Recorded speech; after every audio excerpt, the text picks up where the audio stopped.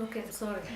So, Chofni and Pinchas, right? They died in the battle.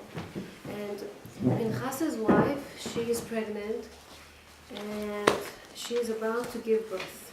So they come and they have to tell her now the bad news, okay? So how do they exactly explain it to her? They think she's a woman and she doesn't really care, like men. So first they tell her that Aron Hashem was taken. Then they tell her that her father-in-law died, Eli Cohen, he died. And only in the end they told her that also her husband died, because that's the most important thing she's supposed to be for the woman, right? So she was giving birth and it was very tough and it was very hard and she couldn't make it. Oh, wow. So it says that So when she is just before her death, she gives birth to a baby boy. She calls him I Kavod, no respect. I Kavod Lomar, Gala Kavod Mizar. What really bothered her, Aron Hashem, that Aron Hashem was taken. That was really the thing that bothered her so much, that she called her son I Kavod. She didn't care. She did, but it wasn't so much devastating the fact that her husband died or her father-in-law died or what. What was really upsetting her was that the Aron was taken. This is the time that Torah was important. Another example that Torah was so important. So we speak here about Achab. Achab was not such a righteous king. We know that he made a lot of troubles and problems and he wasn't a good king. And he made a war against Ben-Hadad, the king of Aram. Very, very important nation at the time was called Aram. So the king of Aram sends him messengers to Achab.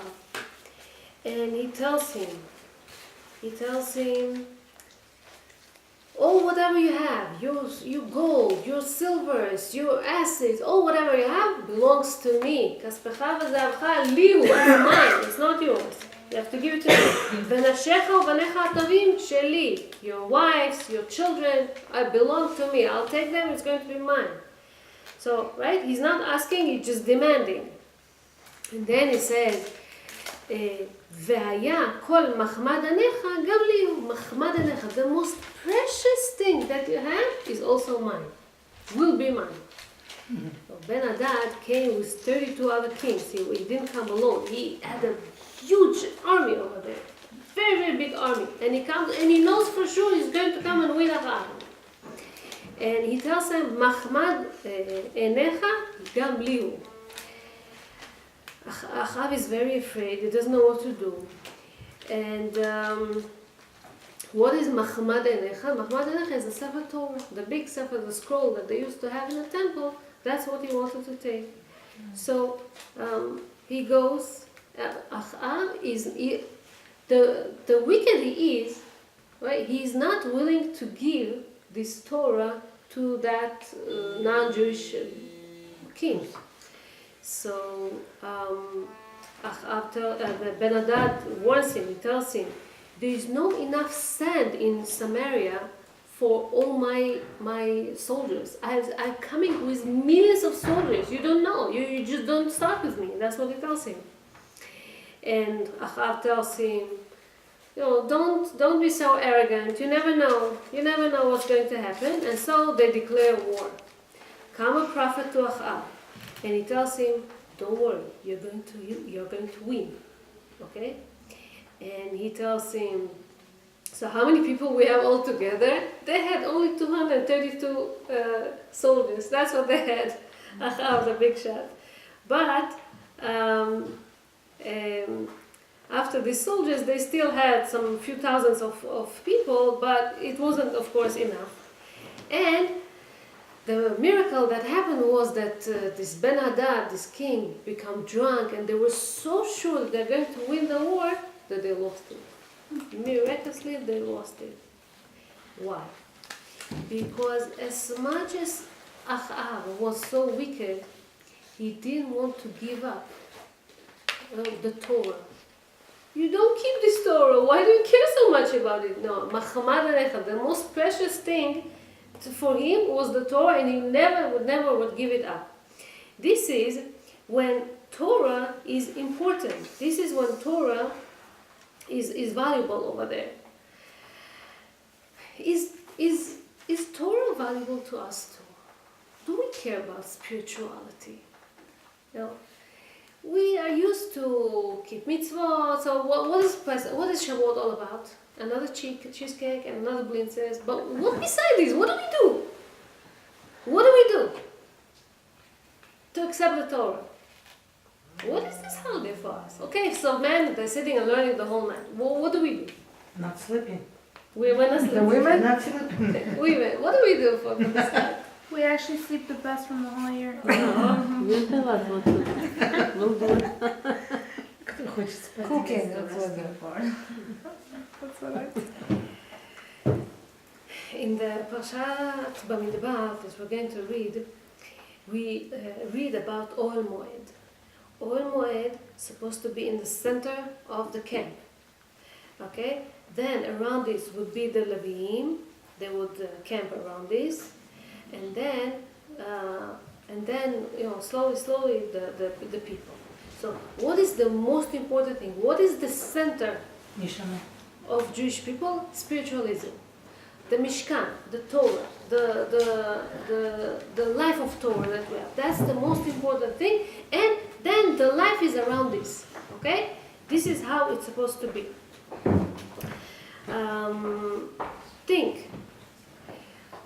What do you like the most during your day? The fact that you sit and read a book? The fact that you eat a snack that you like?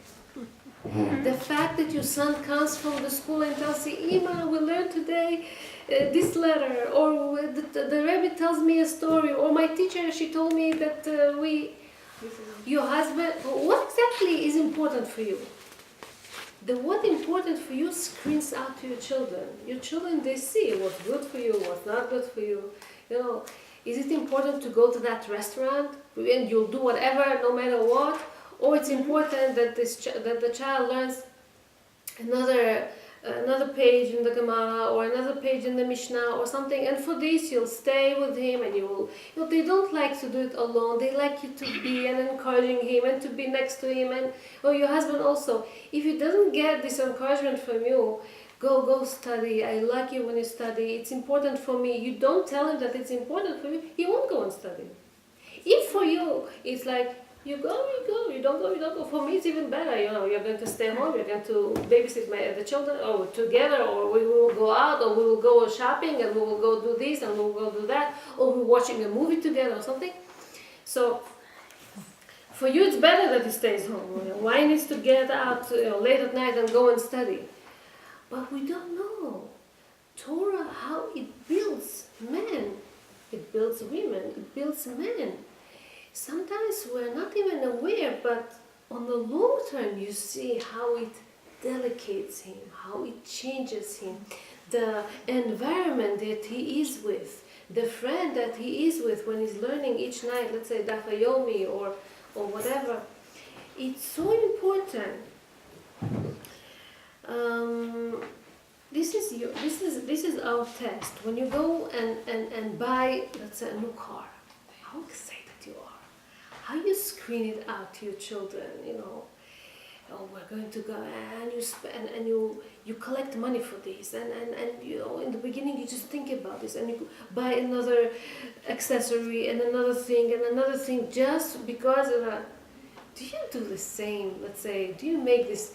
Okay, maybe let's say separate beds. It's not something that you can talk with your kids, but are you excited when you think about this mitzvah of going and buying separate? I want to tell you something. I was shocked. One of my students that I taught her many years ago, and they considered a religious couple, she calls me once and she tells me, I thought my husband is religious, but he's not. I told her, why do you say so? Because he comes late at night, he's working as a mashgiach somewhere, and he comes naturally late at night. And I go to sleep with the kids very early at night because I'm very tired. We fall asleep together. And yeah, I admit I don't prepare his bed, this separate bed whenever she's nida. And so, because nothing is ready, so he comes and he sleeps on the same bed that I sleep. What should I do? I told her, why do you have the same bed? Why don't we have separate beds? No, it's not popular. His parents look at this way, and her parents look at this way, and her friend told Why her, the parents "You're walking crazy." into the I don't bedroom? know. No, when they go and buy, That's what I wanted. when they go and buy furniture, they go with the parents. And they look at them like they're, I don't know what, they're coming from a different planet or something, and the person in the store, are you little kids, why are you looking for twin bed, what exactly are you? And so they're afraid from this peer pressure, and they tend to buy one big queen or king size bed, and I don't know, another piece, something that will not be comfortable to none of them, and then end up not sleeping in it. So for years she's living this way, and she's asking me what to do. I told her that when I was shopping when my daughter was getting married, we went into one of the stores, and the guy showed us a kosher bed. I didn't know that there was such a thing.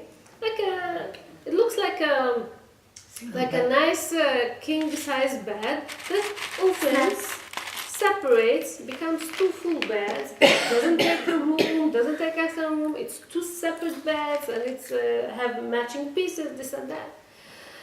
For her it was, I would invest in a car, I would invest in a new kitchen, but to invest so much money to a kosher bed? Like, That's a more lot of expensive people, than the regular one? no, it's not more expensive.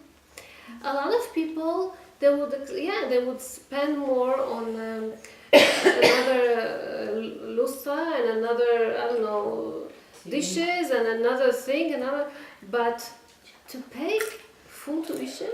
Am I crazy? Why should I pay full tuition? I can go and to speak with the principal or with the teacher or with the secretary. I'll go and do this, I'll go and do that. Why to pay full tuition? Don't I have better things to do in my life? You have priorities. Things with Kedusha, with Holy, with Torah, all of a sudden it's secondary, and things of Olam Hazeh becomes first. We have to test ourselves and see where we're standing. You know, how we're working on ourselves, what exactly we want to invest in. And the children, they really see what's important for you, and they will grow up accordingly. You know, they see what's good, what's not, or what you like, what you don't. What's the difference between somebody that learns Torah, somebody that's called Ben Torah, and somebody that is not Ben Torah? Okay, there's two very, very important examples in our Nevi'im that we'll learn. Yiftach HaGiladi was one of the prophets that we had in the time between, when we came to Israel. So Yehoshua, the successor of Moshe Rabbeinu, after him there were some judges that ruled over Israel. Among them was Shimshon, among them was Dvorah Nevi'ah, right? Among them was Otniel ben Kenaz, some other, and one of them was Yiftach HaGiladi. Yiftach was a very simple person. He didn't know so much about religion. He was a very, very simple man. And he gathered around him some other simple people also. And he made like a gang from them, and like a small army for himself. At that time, the Ammon made problems to Am Yisrael, and they wanted to fight with them. And they didn't have any organized army or something. They were all scattered. They come to Yiftach. He was a strong man. He had a gang. He could advise them, and they asked him, could you please lead this war against Ammon? He tells him, you rejected me, you never cared about me, why you come to me now? They said, no, we're going to make you the president, we're going to make you the judge, we're going to appoint you, we're going to make something special for you. So okay, he he agreed and he fought against them. But the first time that he goes to the battle, he's afraid. He never did such a thing before. So he took a vow and he said, if I come back from the war and I win the war, the first thing, the first animal that will come from my house, I'll bring it as a sacrifice to the holy temple. And it was a son, right? And he won, and everything was okay. But when he comes in, they make a whole big celebration. Everybody wants to come and welcome him. And as he passes his house and he wants to see what's coming out, who came out from the house? His daughter. And he's like, what should I do now? What should I do now? What should I do now? He doesn't know what to do. His best day. He comes and everybody recognizes him and everybody greets him and everybody welcomes him. He's supposed to get, his medals or whatever. His best day becomes his worst day because now he's supposed to go and kill his daughter? Well, what exactly is he supposed to do? Sacrifice her? You don't bring humans as a sacrifice. He doesn't know what to do. So here in Midrash Chumah they say that he could cancel this vow. It wasn't a big deal. If he would go and ask a rabbi what to do, they would tell him, it speaks about animals, doesn't speak about this or that. There's all kind of things that you could do. But there was a problem. What was the problem? He thought, that's what Chazal say, how should I untie the neder? I cannot untie the neder because then I have to go to the rabbi. The biggest rabbi over there was Pinchas. Pinchas was the Kohen HaGadol. But Pinchas the Kohen HaGadol says, I'm a Kohen HaGadol, a son of a Kohen HaGadol. I'm such a respected man, I should go to him, he should come to me, if anything. And he thinks, I became the president, I became the judge, I became the most important person now, I should go to the Kohen Gadol, he should come to me. And between them, this miserable girl lost her life. Because then he had to do that, he owned this, whatever was the problem over there. He couldn't really take care of this anymore. This is something, it says in Midrash Chumah, because he wasn't Ben Torah. Ben Torah doesn't think this way.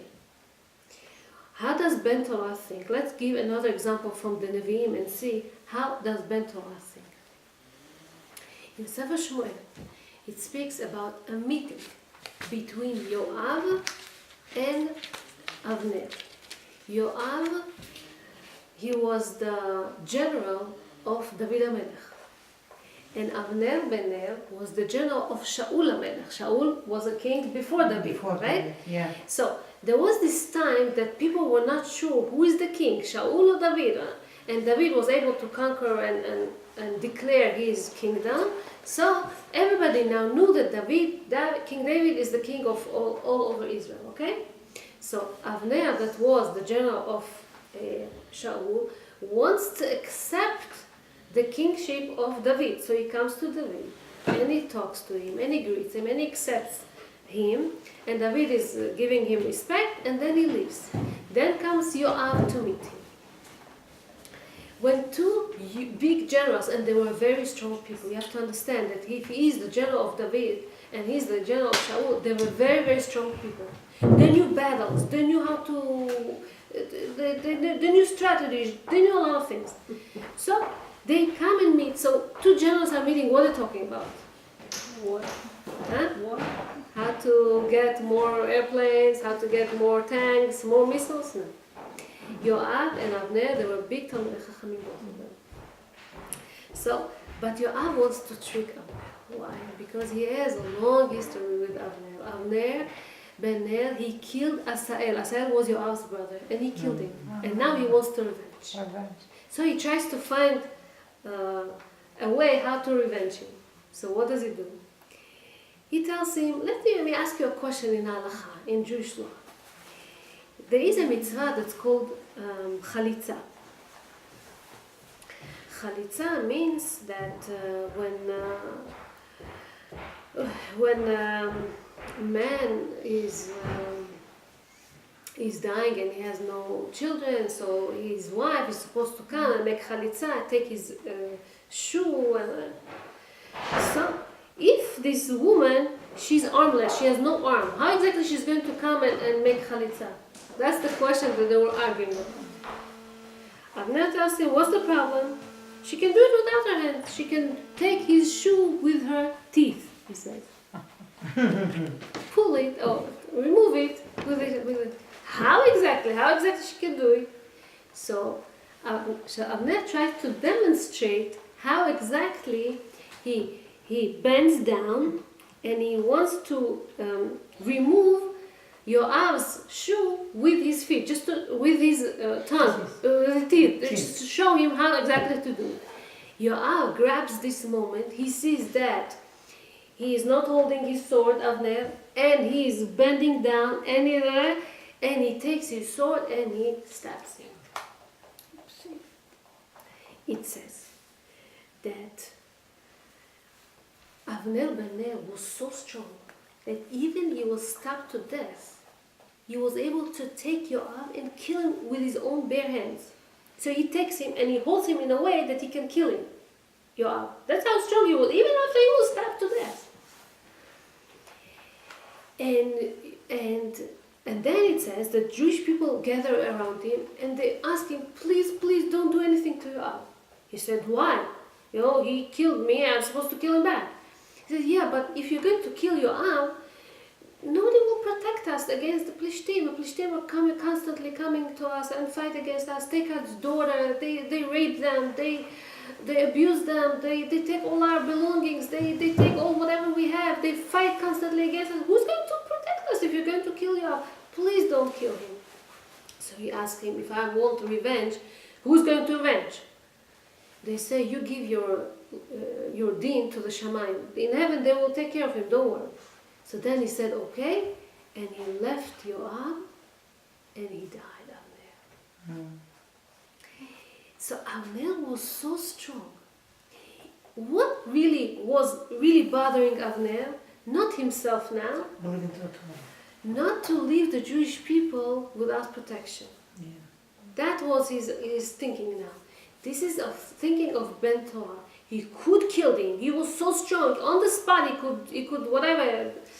But he didn't do it just because he cared for the Jewish nation. So who gives exactly his strength? What exactly is strength now?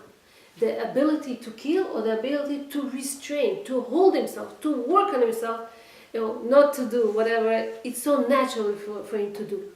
That's the koch, that's the power of Torah. That's the power of Torah that Avner had, as opposed to Yiftach. They didn't have knowledge of Torah, and he based this decision up on respect. It was more important. So, learning Torah comes easy. Is it easy to learn Torah? No. What? In Kovna, a city in Europe,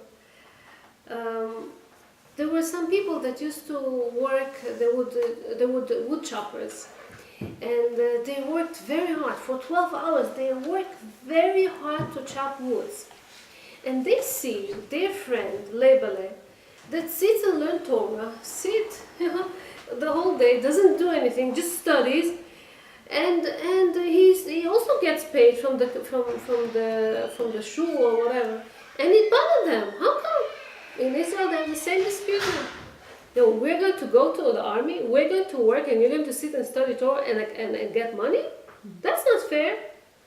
So that's what these people were thinking also. So they come to the rabbi and they say, that's not fair. We're working so hard, so much energy, we sweat, we're so tired. 12 hours of working, and this guy is sitting and learning, and we want to exchange. The rabbi said, you really want to exchange? Okay. Next morning you're going to come, you're going to study instead of him. I'll give you 7 hours. You don't have to work. You don't have to study for 12 hours. 7 hours. But Rabbi, we don't have to study. So you say Tehillim. It's okay. You're going to say Tehillim. Okay, come. They come in the morning, they're so happy, they're going to say Tehillim. How much can you read Tehillim? They read and read and read. 3 hours and a half, they finished the whole Tehillim. Okay, we finished. excuse me, you have to work 7 hours. What now? Start again Tehillim. Again they start Tehillim. So second Tehillim wasn't so far, it didn't take so long. They finished it in 2.5 hours. 5 hours passed. What now? Again start. Okay, they start again.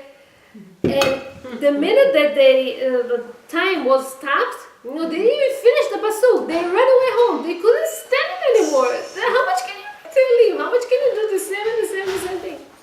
So the wives are waiting at home, thinking that their husbands are probably going to come happy and relaxed, and they were upset. They were angry. They're like, why? It's only 7 hours. You're sitting and learning. You're not doing anything. What's the big deal? Next day they come. Again, they have to do all this again? They couldn't stand it. They come to the rabbi after 2 days. They say, I'm sorry, Rabbi, you're right. We are going to go and work very hard for 12 hours. We cannot study for 7 hours. We cannot say Tehillim. We cannot pray. It's so hard. This trip that I was in Israel, I forgot. I always have my little siddur that has the Tehillim and everything in my purse, and I forgot to take it out. So I asked my husband if I can take his book. Now he has a very thick book of siddur. I take it.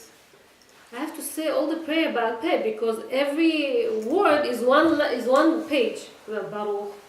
There's so many things. It's a Kabbalistic book. And I say to myself, tefillah could be so long, could be so. No, if you really pay the attention, what's tefillah? Tefillah, it's a work, it's avodah, it's not easy. We like to finish it 1, 2, 3, I'm done. But tefillah is really sitting and work. The kavanot over there, it's about the whole Jewish nation. It's about just to have good, it's a whole big deal. We like to 1, 2, 3 and finish. But how much attention you put to things that you really like? That's the question. When you want to design a dress for your wedding, how much time you spend on this? And when you want your tefillah to look nice, how much time you spend on this? We don't pay attention. We do have priority. The materialistic world is more important for us sometimes from the spiritual world, and we have to pay attention to it. I read something that Harav Pinkus wrote, something very, very nice. What does he write over there? He says, David HaMelech in Tehillim Kuf Yutet says, Lulei Toratcha she'ashoai, az avadati בעוני. Lulei Toratcha she'ashoai. Your Torah is like my game, like my toy. I like enjoying it so much, and that is something that David HaMelech, King David says. Who else enjoys the Torah? It says, HaKadosh Baruch Hu enjoys the Torah. It says in Sefer Mishlei, ואהיה אצלו המון, ואהיה שעשועים, יום יום משחקת לפניו בכל עת. Hashem is like playing with the Torah constantly, all the time, takes it and this is his best amusement, the Torah. To Hashem, what exactly is amusing over there? Look at this, something interesting that it says in Masechet Sanhedrin. It says that in the holy temple, the first holy temple, the biggest evil, the biggest Yetzer Hara was Yetzer Hara of Avodah Zarah, idol worship. That's the biggest thing that was the Yetzer Hara was so strong. Today we don't understand what's so important with bowing down to something that you created, something that's from stone or from tree, from wood. What's so special? People are crazy or what? But in those days, it was very strong. So Eliyahu Tzaddik used to go and try to help out kids that don't have anything to eat. It was a time of hunger, the time before the destruction. And once he found this little boy that was swollen from hunger, didn't have anything to eat. And he was in the garbage looking for food. And he tells him, from which family did you come from? And he tells him. He asks him, somebody was left out in this family except you? He said, no, everybody died, nobody left.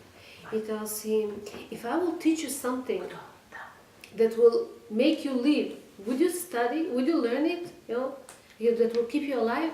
He tells him yes. He tells him, say every day, Shema Israel, Hashem Elokeinu, Hashem Echad.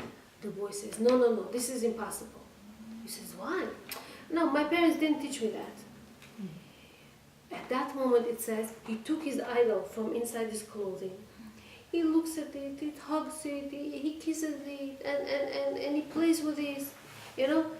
And he did it such a long time until he fell and he died. Oh. And he fell and died on this idol. He died on it and covered this idol. לקיים מה שנאמר, ונתתי את פגעכם על פגעי גאולכם. Fine. So it says in the Gemara, in Masechet Yoma, that after the destruction, the Anshe Knesset HaGdola, they asked Hashem, please take away this Yetzer Hara. We cannot leave. If the whole temple was destroyed because of this, it's going to happen again. We cannot, just take it away from us. So it was debating, yes, no. Eventually, after 3 days of fasting, they didn't eat 3 days, they didn't eat 3 nights, they got a message from heaven that they will take this Yetzer Hara from people.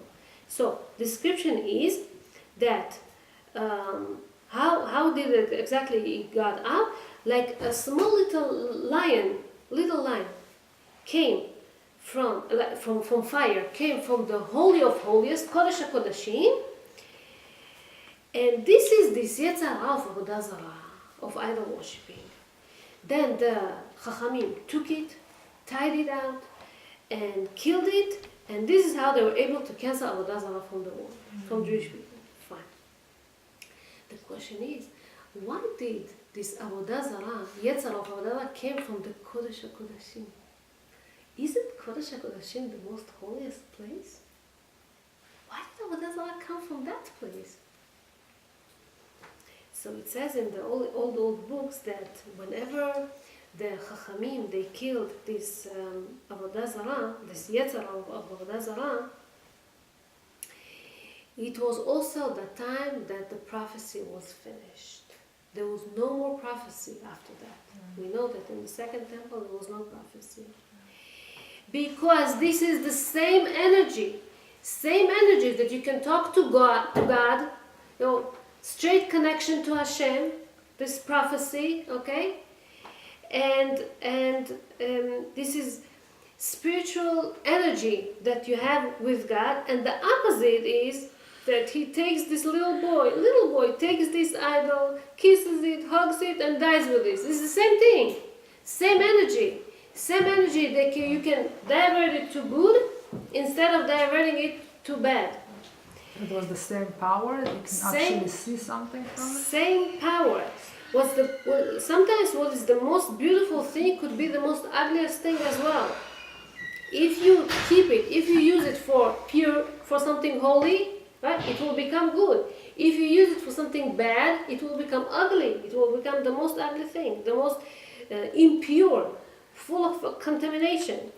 And you see, for example, inyan of Mesirut Nefesh, self-sacrificing, giving everything to Hashem, could be the best thing. We know so many stories throughout the history, how Jewish people were able to give their life for this, and this is a very, very good thing. But from the other side, what did this boy do exactly? The same. He took this idol, kissed it, hugged it, and died with this. This is also Kiddush Hashem. This is also Mesirut Nefesh in a way, right? When you take it to the other side.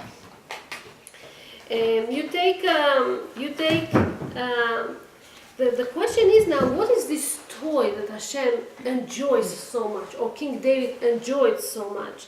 By Hashem, this is the Torah. This is the most important thing. You have some time, free time, you go and learn some Torah. You don't go and open the internet, look for another image or for another thing over there, or play with a game, or go to your iPhone and look for, I don't know exactly what over there, right? It depends what exactly you're looking for. And the biggest purity, biggest holiness by Hashem is to play with the Torah, because when you waste your time for this nonsense, that's the worst thing that could be. This is something that Rav Pinkus writes in his book. let's finish with another example from the Gemara. Rabbi Yosef. He, a big rabbi, comes from Babylon, by the name of Rabbi Abba. He comes and he declares, whoever wants to become rich, whoever wants to become wealthy, whoever wants to have a lot of influence and to gain also a lot of that, come to me, I'll teach him Torah, he'll get all these good things. So, kids are coming and want to learn Torah, to accept. I remember my son, I wanted him to learn how to read the Torah with the Tamim. So I would bribe him in the beginning. I would give him the money so that he studies, and that's how slowly. What can you do? That's how it goes. And then Baruch Hashem, they get used to it and they like it. So same did Rabbi Abba. Comes to him this guy by the name Yossi, and he starts studying because he knows that he's going to get wealthy. So a year passes, 2 years passes, 3 years passes. He comes to the rabbi and he says, "Where's this wealth that you promised me? I don't see it. I don't become rich." So the rabbi gets a little bit upset. He said, after 3 years he still thinks about that. Probably his Torah is not for, not 100%. So that same day comes a man to the rabbi and he tells him, "Rabbi, my father inherited me 13 cups of paz. Paz is a very unique kind of gold, very expensive cups. I want to give the first one to the boy that I didn't have a chance to learn Torah, so I want to give it to a boy that learns Torah, and I'll get some schut, some merit from this also." So he tells him, "Okay, I have this student by the name of Yossi, and he really looks, he wants it." He introduced him to him, and fun. So